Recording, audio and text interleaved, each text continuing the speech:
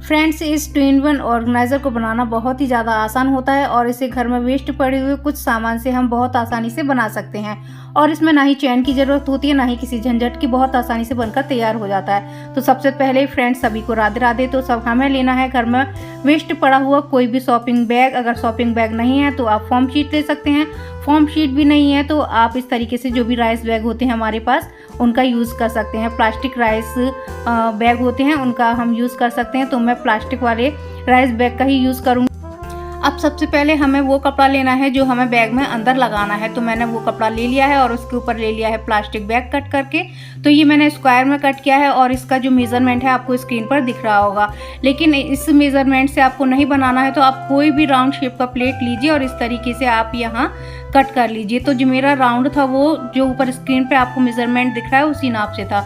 तो इस राउंड को हमें सिल लेना है, इस तरीके से अटैच करना है। अटैच करने के बाद हमें इसे यहाँ इस तरीके से मार्क लगाना है और मार्क लगाने के बाद हमें इसका पूरा राउंड है उसे मेज़र करना है। अगर आपको ये राउंड किस तरीके से मैंने स्टिच किया है वो देखना है, तो जो मेरे मटका शेप वाला बैग है उसमें बहुत अच्छे से मैंने आपको समझाया है, तो आप उस वीडियो को देखेंगे तो समझ में आ जाएगा। तो ये जो पूरा राउंड है हमने मेज़र कर लिया है, तो ये 21 इंच आया है। तो इसमें हमें 1 इंच प्लस करना है, तो ये हमें लेना है 22 इंच।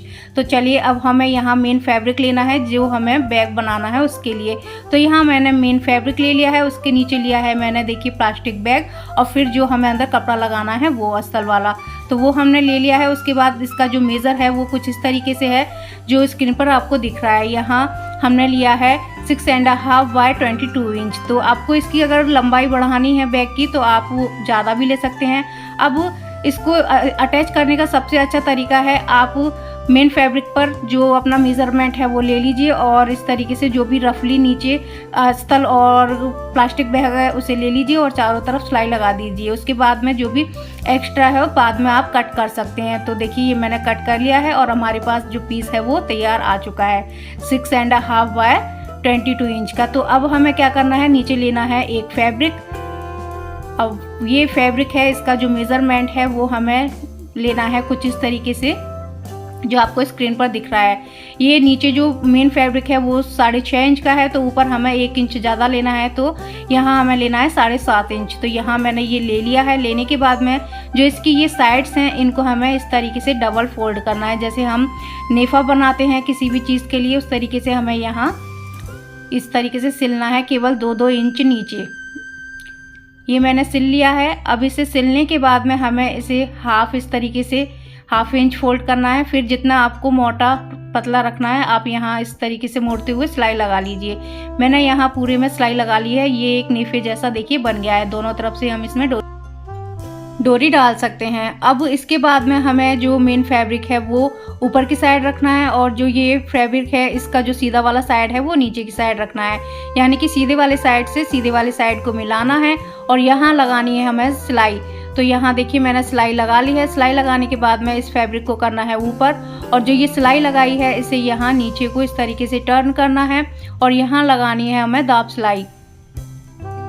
यहाँ मैंने दाब सिलाई लगा ली है। दाब सिलाई लगाने के बाद में इसे हमें इस तरीके से फोल्ड करना है। फोल्ड करने के बाद में उल्टी साइड है ये और यहाँ लगानी है हमें सिलाई, और जो ऊपर हमने नेफा बनाया है यहाँ हमें सिलाई नहीं लगानी है और नीचे तक पूरा सिल देना है। यहाँ मैंने देखिए सिलाई लगा ली है, जो नेफा है उसे नहीं सिला है। अब हमें लेना है राउंड जो हमने बनाया था राउंड शेप, तो वो लेने के बाद में इसे हम कर लेंगे पिनअप। पिनअप हम इसलिए करते हैं जिससे कि हमारे जो शेप बनाई है हमने या फिर जो ऊपर का जो पार्ट तैयार किया है वो गड़बड़ ना हो, बड़ा ज़्यादा ना हो। अगर बड़ा ज़्यादा है तो इस टाइम पे आप उसे सही कर सकते हैं, लेकिन हमने अच्छे से मेज़र किया है तो ये बिल्कुल भी गड़बड़ नहीं है, पूरा फिक्स बैठा है। तो चलिए अब इसमें हम लगा लेते हैं सिलाई। तो आप जब भी मेज़र करें राउंड शेप को तो अच्छे से मेज़र कीजिएगा, तो बिल्कुल भी गड़बड़ नहीं होगा। तो बस पिंस को हटाते जाना है और इसमें पूरे में हमें सिलाई लगाती जानी है।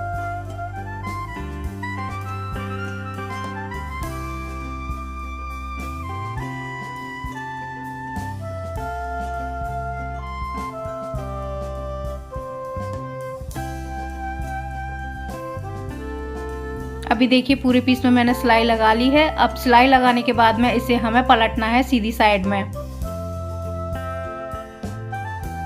अभी हमने इसे सीधी साइड में पलट लिया है और इसमें हमने पाइपिंग नहीं लगाई है, इस वजह से अंदर हमारे रफ एजेस हैं। तो मैं पाइपिंग नहीं लगाने वाली हूँ इसमें, बस अब इस तरीके से हम जो इसकी शेप है उसे निकाल लेंगे और इसमें लगा देंगे हम दाब सिलाई। तो इस वजह से हमें इसमें पाइपिंग लगाने की ज़रूरत नहीं है। जो हमारे रफ एजेस हैं वो इसकी सिलाई की वजह से सारे ख़त्म हो जाएंगे।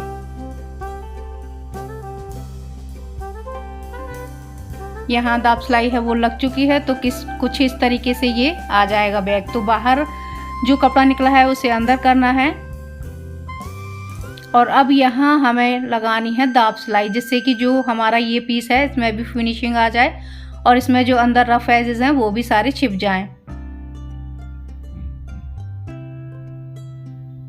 ये देखिए हमने इसमें लगा ली है दाब सिलाई, तो इसके भी जो रफ एजेस हैं वो सारे छिप जाएंगे। अब यहाँ जो ये हमने नेफा बनाया है इसमें हमें डालनी है डोरी। तो आप कोई भी डोरी ले सकते हैं, घर पे बनाकर भी इसमें लगा सकते हैं, लेकिन ये मार्केट की डोरी है, मेरे पास पड़ी हुई थी तो मैंने सोचा चलिए इसका ही यूज़ कर लेती हूँ। इसमें से हमें सुई को एक तरफ से मैंने डाल दिया है उसमें लगाते हुए डोरी में, और दूसरी तरफ से निकाल लेंगे, जिससे कि जो डोरी है हमारी पूरी नेफे में इंसर्ट हो जाएगी। और इस बैग को बनाना बहुत ही ज़्यादा आसान होता है। तो आपको बैग कैसा लगा मुझे बताइएगा, और आप कब बना रहे हैं ये भी मुझे बताइएगा। लेकिन अभी इसमें और भी काम है वो देखिए। अब हमें लेने हैं 2 पीस इस तरीके से हैंडल बनाने के लिए। तो ये 7 बाय 2 इंच के पीस हैं, 2 पीस लिए हैं हमने, क्योंकि इसमें 2 हैंडल लगाने वाले हैं। तो ये देखने में भी बहुत ज़्यादा सुंदर लगता है बैग, यूज़ करने में तो सुंदर है ही, लेकिन ये देखने में भी बहुत ज़्यादा सुंदर लगता है। इसमें लगा ली हमने सिलाई। अब सिलाई लगाने के बाद में ये जो सिलाई वाला पार्ट है यहाँ इसे पकड़ना है और इस साइड में ये निशान लगाना है। अब ये जो निशान लगाया है और सिलाई वाला पार्ट है इसे इस तरीके से पकड़ना है, और ये अपोजिट साइड है जो इसकी, इसमें हमें निशान लगाना है। अब जो ये अपोजिट साइड में हमने ये निशान लगाए हैं, यहाँ हमें जो बेल्ट हैं वो अटैच करनी है। अब जो निशान लगाया है उससे 1-1 इंच दोनों तरफ हमें निशान लगाना है इस तरीके से, और फिर 1-1 इंच नीचे की तरफ निशान लगाना है, और यहाँ इन्हें मोड़ते हुए सिलाई लगानी है। तो यहाँ पहले मैं पिनअप कर लूँगी, उसके बाद मैं लगाऊंगी सिलाई। और सिलाई लगाते समय एक ध्यान रखिए, आपको जो कपड़ा है बाहर की साइड निकालना है और तब सिलाई लगानी है, नहीं तो जो आपका कपड़ा है सिलाई के साथ अटैच हो जाएगा। तो मेरा बैग है वो बनकर तैयार हो चुका है। इसमें मैं ठाकुर जी की जो पोशाकें हैं अपने कान्हा जी की वो रखने वाली हूँ। तो मैंने ये सारी पोशाकें अपने हाथों से ही बनाई हैं। तो बहुत सारी पोशाकें हैं जो मैंने डबल बनाई हैं, क्योंकि पहले एक ठाकुर जी थे मेरे पास, अब 2 हो चुके हैं, क्योंकि मेरी नानी ने मुझे उन्हें सौंप दिया है, क्योंकि अब वो सेवा नहीं कर पाती हैं, तो अब हम ही उनकी सेवा करते हैं। तो देखिए पूरी पोशाकें हैं वो मैंने बैग में रख दी हैं, और इस तरीके से हमें इस डोरी को खींचना है और यहाँ नॉट लगानी है। अगर आपको इसमें ऊपर तक फिल नहीं करना है कोई भी सामान, तो आप इसे नीचे कपड़ों को कर दीजिए। तो ये 2-in-1 ऑर्गेनाइज़र है, बड़ा भी हो जाता है और इसे आप छोटा भी कर सकते हैं। तो फ्रेंड्स मुझे ज़रूर बताइएगा आपको मेरा ये वीडियो कैसा लगा। अगर अच्छा लगा हो तो प्लीज़ एक लाइक ज़रूर किया करें। लाइक करने का कोई पैसा नहीं लगता है और सब्सक्राइब करने का भी कोई पैसा नहीं लगता है, क्योंकि अभी तक आपने मेरे चैनल को सब्सक्राइब नहीं किया है। तो प्लीज़ ज़रूर कीजिएगा और अपने फ्रेंड्स, फैमिली मेम्बर्स, रिलेटिव सबके साथ शेयर कीजिएगा। फिर मिलूँगी आपको।